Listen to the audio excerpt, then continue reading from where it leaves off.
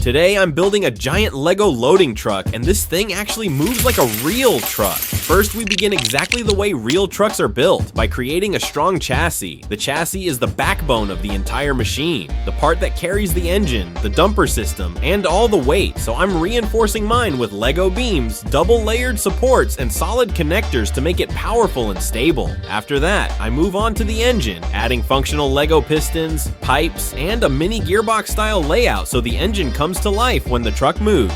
Next, I designed the loading dumper trolley with strong tilting joints so it can lift up and unload bricks just like a real construction dumper. With that done, I attach the giant tires, heavy-duty Lego wheels that give the truck real power and attitude, along with a simple suspension setup to handle bumps smoothly. When everything comes together, the giant Lego loading truck looks like it rolled straight out of a real construction site. And now for the best part, I'm gifting this entire build to a child who loves construction toys, and their reaction makes every brick worth it. If you enjoyed this build, hit the like button, subscribe, and tell me what I should build next.